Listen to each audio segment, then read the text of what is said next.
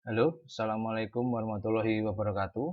Selamat datang kembali di channel saya ya. Hari ini saya akan memberikan tutorial bagaimana cara mengolah data MASW menggunakan perangkat lunak Geopsy ya. Jadi pertama-tama kita buka dulu Geopsy-nya ya. Ada di sini. Geopsy. Jadi Geopsy ini adalah salah satu perangkat lunak open source yang free ya, yang bisa digunakan untuk melakukan pengolahan data mikrotremor termasuk MASW ya, dalamnya. Ini adalah tampilan dari perangkat lunak MASW ya, perangkat lunak Geopsy maksud saya. Ya, kemudian di sini pertama-tama yang harus kita lakukan adalah mengimport data MASW-nya ya. Raw MASW-nya kita buka ya. Ada dua cara. Yang pertama kita browsing dari sini ya. Kita klik file, kemudian import signal, dan pilih yang file ini. Lalu kita pilih di sini open gitu ya. Jadi ya, nah ini akan muncul seperti ini, ada tabel. Berarti sudah masuk di sini ya. Nanti akan muncul juga di sini. Kemudian cara yang kedua adalah kita drag langsung ke dalam file itu, ke dalam Geopsy-nya ya. Kita drag salah satu file misalkan Geopsy 2. Hasilnya juga sama, dia juga bisa muncul di sini ya. Nah, jadi nanti bisa juga seperti ini. Oke, ini kita bisa close dulu ya. Kita close. Nah, kemudian misalkan kita ingin membuka lagi ya. Salah satu file kita bisa pilih dari sini. Misalkan saya mau membuka MASB 1 ya, kita bisa double klik. Nanti akan keluar seperti ini. Ya, jadi seperti itu ya. Jadi untuk pertama-tama yang harus kita lakukan adalah melakukan edit geometri atau memberikan informasi geometri dari lintasan MASW-nya itu ya. Nah, caranya kita harus membuka dulu tabelnya ya. Jadi kalau kita opennya pakai tadi ya, kita drag itu bisa keluar tabel sama waveformnya ya. Tapi kalau sudah kita close seperti ini, cara bukanya gimana? Ya, kita drag ini ya ke tabel yang ini ya. Ini tabel. Nah, nanti akan keluar seperti ini. Ini adalah tabel semua receiver ya ini ya. Nah, kemudian ada informasi apa saja di dalam tabel ini ya. Jadi ada tabel informasi komponen dari sensornya, ini vertikal semua yang dipakai ya. Ada 22 sensor ya, 22 channel, komponen vertikal. Kemudian ada durasi perekaman data dan sampling frekuensi ya. Ini penting juga. Kemudian nah di belakang ada X, Y, Z. Ini ada X, Y, Z. Ini di sini 0 semua isinya ya. Jadi kita nanti akan mengisikan komponen koordinat ini ya ke dalam X, Y, Z ini ya. Nah, itu. Jadi untuk mulai edit geometri kita bisa pilih ini dulu ya, klik. Nah ini seperti ini kita centang. Ini centang dari log table ini kita hapus centangnya. Ini kita bisa mengedit. Nah ini seperti ini kita bisa mengedit nih. Nah, pertama-tama kita atur dulu sumbernya ya dengan cara edit, kemudian klik set source. Nah, nanti di sini akan muncul seperti ini. Ini shotnya, satu shot. Kemudian ada XYZ ini bisa kita edit ya. Jadi kita bisa masukkan koordinat dari shotnya. Nah, jadi nanti bisa diisi. Jadi tidak nol. Nah, dalam tutorial ini saya akan menggunakan dummy geometri atau geometri yang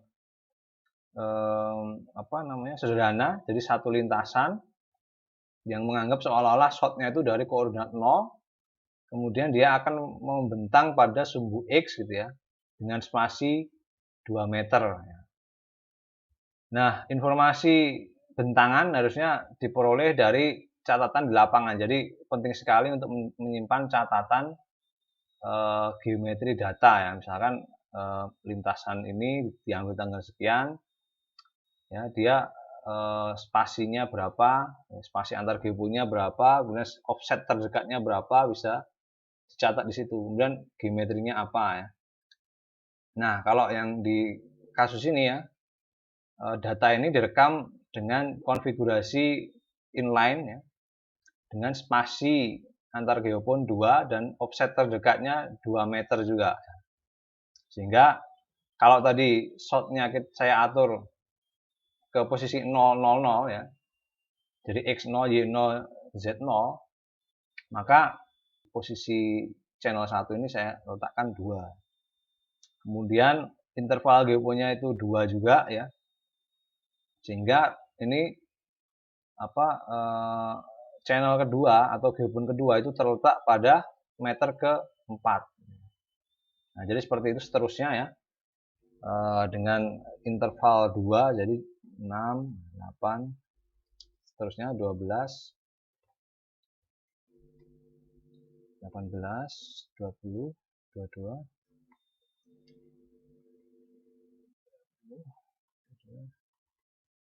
6, 8, 40, 42, 44. Nah, jadi ada terakhirnya itu di meter ke-44 gitu ya. Nah, jadi seperti ini. Ketika sudah kita edit, maka kita bisa kunci kembali tabel ini. Nah, kemudian kita bisa melihat waveformnya dengan cara kita select semua ini ya, channelnya ini kita select semua. Bisa dengan klik Ctrl A ya, akan terseleksi semua. Kemudian kita drag ke arah ini tabel grafik ya, atau tab grafik ini. Nah, nanti akan muncul seperti ini. Nah, kemudian tampilan dari waveform yang ada di sini kita bisa atur-atur atau bisa kita kontrol dari bagian bawah ini ya, panel bagian bawah ini. Ini untuk waktunya, jadi kita zoom terhadap waktu ya. Kalau kita geser ke kanan dia zoom in, kalau kita geser ke kiri dia zoom out ya, dalam domain time-nya. Kemudian yang ini untuk memperbesar amplitudo tampilannya. Kemudian yang bagian sini ini adalah normalisasi. Ketika normalisasinya tertulis individual seperti ini, maka amplitudo tertinggi dari masing-masing channel itu akan disetarakan atau disamakan gitu ya. Jadi akan sama semua, amplitudo maksimumnya itu akan sama semua, sehingga sinyalnya akan diperkuat gitu ya. Kalau aslinya seperti apa? Aslinya seperti ini. Kita pilih yang common, maka ini adalah data aslinya nih. Jadi amplitudenya meluruh semakin jauh dari short. Jadi ini channel pertama di sini ya, geopon pertama, ini geopon terakhir. Jadi geopon ini paling dekat dengan sumber sehingga amplitudenya paling besar. Ya, makin jauh dia makin kecil gitu. Ini seperti ini. Jadi bisa kita set ke individual supaya ternormalisasi amplitudenya ya. Jadi kita bisa lihat seperti ini. Oke. Setelah itu tahapan selanjutnya adalah melakukan transformasi FK ya. Jadi kita ubah dari domain X, T ya. Ini adalah jarak terhadap waktu ya, rekaman ini. Kita ubah ke domain phase velocity versus frekuensi ya, untuk mendapatkan kurva dispersi gitu ya. Nah, kita drag ke sini ya. Jadi ini adalah tombol aktif FK. Jadi transformasi phase velocity versus frekuensi untuk MASB aktif ya. Ada sumbernya ya. Nah, ini untuk yang MASB aktif, jadi kita taruh situ ya. Nah, kemudian nanti akan muncul 2 window ya, seperti ini, atau 3 window dengan yang di belakang ini. Nah, window yang ini adalah toolbox untuk melakukan processing atau transformasi tadi ya, transformasi domain ya. Nah, di sini ada yang perlu kita atur adalah source receiver distance atau jarak antara source dengan receiver. Ini offset ya ini. Ini offsetnya, offset minimum dan maksimumnya kita isi ya. Ini mengikuti tabel yang tadi kita punya ya. Ini mengikuti tabel yang kita punya tadi itu. Nah, ini tabel ini. Jadi yang terdekat ini 2 ya. Terjauh itu adalah 44. Jadi kita atur di sini minimumnya 2, maksimumnya 44. Nah, jadi kalau kita ubah seperti ini sesuai dengan ini, maka nanti setiap ini waveform ya, di semua channel akan terpilih ada window warna hijaunya. Kalau kita ubah ini misalkan jadi 30, maka yang terpilih hanya sampai jarak sampai 30, offsetnya sampai 30 saja. Jadi hanya berapa geopon nih yang sesuai dengan ini ya. Yang 30 itu berapa? 15 geopon. Hanya 15 geopon yang terseleksi. Nah, kalau kita mau memakai semuanya maka kita fullkan saja sampai 44 meter ya, sampai jarak maksimumnya. Oke, mungkin seperti ini dulu. Kemudian selanjutnya adalah mengatur time limitsnya atau durasi rekaman yang digunakan atau akan ditransformasikan ke domain FK. Nah, ini harus kita lihat dari pola pola ini ya, pola rekamannya ini ya. Bisa digunakan semua ya, bisa juga dipotong. Kalau kita mau memotong, kita menggunakan tidak semua data, maka kita bisa atur ke sini ya, kita atur from-nya kita atur dari 0 yang awal sekali dari permulaan data atau T0 sampai ini adalah disesuaikan dengan durasi ya. Kalau kita mau durasi perekaman yang kita punya itu adalah 0,5 second. Kalau saya mau memakai separuh data saja ya sampai 0,25 maka kita ganti jadi 0,25. Nah, maka nanti di sini window-nya akan berpindah ya. Jadi dia tidak full tapi akan terpotong atau lebih pendek ya. Nah, ini berarti dia yang ditransformasikan FK nanti hanya sinyal-sinyal yang ada di sini saja yang di blok oleh window berwarna hijau ini. Nah, kita coba gunakan semuanya dulu ya. Nah, kemudian frekuensi bandwidth ini juga akan berpengaruh pada tampilan domain FK-nya nanti ya. Nah, untuk sementara kita isi dulu 0,1 ya. Kita akan coba lihat nanti gimana pengaruhnya kok diubah gitu ya. Kemudian tab output ini adalah keluaran dari domain FK-nya itu ya. Hasil transformasi FK-nya ya. Di sini. Nah, ini kalau kita ubah ya di sini misalkan saya isi dari 50, maka kolom sumbu X di gambar ini akan ikut berubah. Jadi ini adalah tampilan output di sini ya. Nah, di sini saya coba pakai 1 sampai 100 Hz dulu ya. Nanti kita bisa lihat hasilnya. Kemudian step ini adalah sampel dari frekuensinya. Jadi frekuensinya itu dia transformasinya ini akan menghasilkan data matriks ya dengan sejumlah kolom dan sejumlah baris. Nah, jumlah kolomnya ditentukan oleh step count atau number of sample dari ini yang frekuensi sampling ini. Kalau saya isi 10 berarti ada 10 data saja. Kalau saya isi 100 ada 100 data, nanti ada 100 kolom dari matriksnya.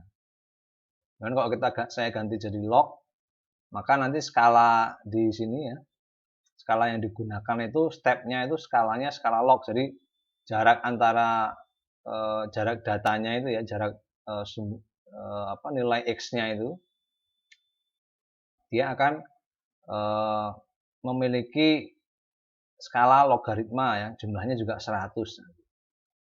Ya. Nah, sementara coba kita pakai yang log ya. Kemudian yang ini adalah sumbu y-nya ya. Ini bisa milih velocity atau slowness ya, sama aja. Yang lebih biasa mungkin velocity ya karena kecepatan. Kalau slowness itu adalah seper V. Ini juga sama, kita mengatur step ya, berapa sampel atau berapa baris nanti si matriks FK-nya itu ya. Nah, saya isi 100 saja gitu kan. Kemudian batas kecepatannya berapa? Ini juga nanti akan berpengaruh pada ini rentang sumbu Y-nya itu ya. Kalau saya isi 1 maka dia nanti berubah jadi enggak bisa. Nah, ini ya jadi kayak gini ya. Ini 1 ya, 400 gini. Saya isi 800 maka dia potong nih. Ya, dia kepotongnya. Nah, ini untuk kali ini coba kita buat dulu dari 200. ya. Kecepatan lewatnya 200, kemudian maksimumnya adalah 2000 atau ya sementara kita masukkan 2000 ya. Nah, kemudian di bawah ini adalah normalisasi dari amplitudo. Jadi karena ya normalisasi amplitudo dari beam power. Jadi beam power itu nanti kan ada matriks ya, ada matriks. Kemudian nilai matriksnya itu adalah power namanya, power ininya ya, energi dari gelombang pada frekuensi dan kecepatan tertentu ya. Itu kan. Maka nanti itulah namanya beam power ya. Nah, itu bisa kita normalisasi ya. Nah, untuk sementara kita pakai yang raw dulu ya, yang tanpa dinormalisasi sesuai dengan data aslinya gitu ya. Oke, jika sudah bisa kita start. Nah, ketika kita start maka akan muncul seperti ini ya. Nah, ini ya. Jadi ini sebenarnya ada kurva dispersi itu akan muncul sebagai garis-garis lengkung ya. Jadi ini ya sebenarnya nggak terlalu terlihat. Nah, ini nggak terlalu terlihat ya kalau seperti ini ya. Maka kita bisa atur di sini nih mau pakai berapa. Coba kalau ini kecepatannya kita ubah menjadi 100 gitu ya. Atau 100 kan. Kemudian skalanya jadi linear, maka ya ini yang berubah seperti ini ya. Kita coba start. Nah, nanti akan berubah deh ya. Dari 100 sampai 2000 maka berubah seperti ini ya. Oke, kemudian kalau kita ubah ini normalisasinya jadi spektrum power, maka tampilannya akan berubah lagi nanti ya. Nah, jadi akan amplitudonya akan makin besar, ya kan? Nah, kalau kita ubah jadi seperti ini, nah ini juga amplitudonya akan kelihatan gitu ya. Nah, akan terlihat. Ya, tapi kalau kita normalisasi kita coba yang lainnya. Nah, ini kita pakai yang maksimum beam power juga akan makin jelas lagi ini ya. Amplitudonya maksimum itu akan makin besar. Namun ini bisa berefek makin membingungkan ya. Tadi kalau kita pakai yang ini, kurva dispersinya akan kelihatan sebagai garis lengkung gitu kan. Kalau kita normalisasi jadi makin besar, maka ya ini akan ada kayak gini nih. Yang mana yang harus kita pick. Jadi kita coba lihat dulu yang pakai yang standar gitu ya, seperti ini. Jadi kurva dispersi itu akan muncul sebagai garis-garis lengkung ya. Nah, seperti ini. Jadi dari data ini kita mendapatkan dua mode ya, dua mode. Jadi ini mode dasar ya, mode dasar dari surface wave-nya ya. Nah, ini adalah mode yang lebih tinggi. Jadi dia garis-garis lengkung gitu. Nah, kalau sinyal yang kita punya itu lebih rentang frekuensinya itu lebih panjang, lebih lebar gitu ya. Maka nanti akan terekam moda-moda gelombang permukaan yang lain ya, yang nanti akan muncul di sini ya. Sebagai garis-garis lengkung juga ya. Nah, itu berarti moda-moda yang lebih tinggi. Nah, ini dari data yang saya punya ini hanya terekam dua moda gelombang permukaan ya. Karena ada dua pola garis lengkung gitu.